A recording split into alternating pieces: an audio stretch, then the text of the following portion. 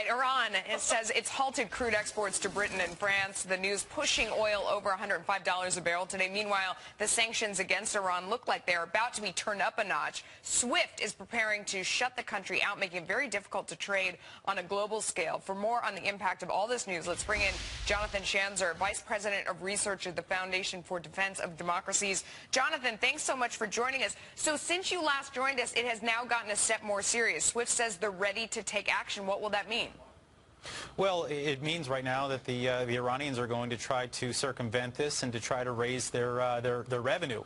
And one of the ways of doing that is by cutting off, for example, Britain and France and making sure that the price of oil rises so that while they're being cut out of the global economy, what they're right now trying to do is to make sure that if they can get another $5 or $10 a barrel of oil, it will help augment their economy. So they're taking their measures. SWIFT is going to take theirs. And so this is going to be a battle over oil prices. One of the things that I should note, though, is that it doesn't have to go the way that the Iranians want it. One of the things that we've seen, well, first of all, I think what we're going to see is some exceptions within SWIFT to allow for the settling of some oil sales. And the whole idea here is not to spook the Iranian oil, or rather the entire oil market.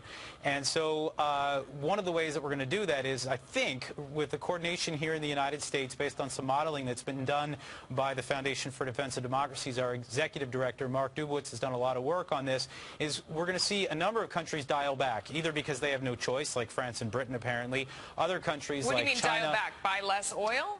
Buy less oil and to find oil elsewhere. So in other words, go to the Saudis, go to other countries that are oil producers, with the idea of the remaining countries being able to drive down the price. In other words, the Iranians, it will be very clear to them that their oil is somewhat toxic and that they're going to have to accept less because of the number of countries that are not going to be buying from them. Yeah. And so that's the sort of plan that's in place. Whether it works is another story, but we're trying to figure out ways to not spook the oil markets to the extent that that's possible. And just to remind people, SWIFT is basically an electronic clearinghouse that allows Iran and a whole bunch of member countries to clear trades, whether it's currency or oil or whatever it is. It's sort of the lifeblood of the financial system. But let's separate fact from fiction a little bit here, because there was an article in the FT that talked about the fact that now Iran has a whole bunch of oil that it has no customers for.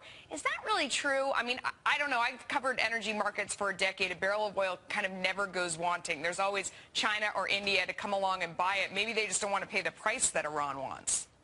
Well, I think that's part of it. But, I mean, we have actually seen a couple of reports of tankers that are, at sea waiting for their next customers. And so, there's this sense here that there are fewer and fewer countries that want to do business with Iran. And I think we want to see a little bit of that. We don't want to see too much of it, because if it means that there's a huge amount of oil out there that's not going sold and there's less to go around, then obviously the price will go up. But having the Iranians feel a little bit of pain is not a bad thing, especially what we're trying to do is to drive down that price. Because if we can, for example, drive down the price by 15 or 20%, that's 15 or 20% of the entire Iranian budget for the year, because oil is pretty much the only thing that they use to bring in cash to their economy. And so if we're trying to put the squeeze on them right now to force them to step back from that nuclear brink, this is one very good way of doing it. Well, again, it's that tough balance, though. Yeah, I mean, the nuance is interesting, because you're driving down the price to them because they've got sort of this black market oil, while driving up the price to the rest of us, because in theory there's less oil out there on the free market. But as you sort of inflict pain on Iran, what do you think happens as a result? I mean, do the people rise up, or does the government get more angry and maybe more threatening because they're under more pressure? I mean, it could backfire. Right, and I think, we've never really been here before, and there's really no way of knowing. I think on the one hand, you've got the sense that maybe if you press the Iranians enough and really make them feel the pain, they'll say uncle and they'll step back from that nuclear brink. The other option is, of course, that they say, well, we've got no other choice but to go nuclear, and they go rushing toward that bomb. And we've seen right now that they've been pragmatically looking around every time they take a small step to determine whether, the world is going to fire back. And then there's that third option, which I think is the best best option, and that is to see the resurrection of what we call the Green Movement, the hundreds of thousands of people that poured into the streets in 2009 in protest of the rigged elections that brought Mahmoud Ahmadinejad to his second term.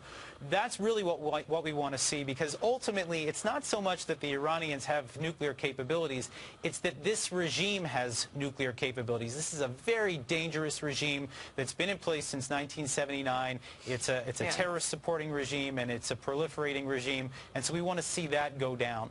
Jonathan Schanzer, you just have your finger on the pulse of this story. Thanks so much for coming on today. We appreciate it.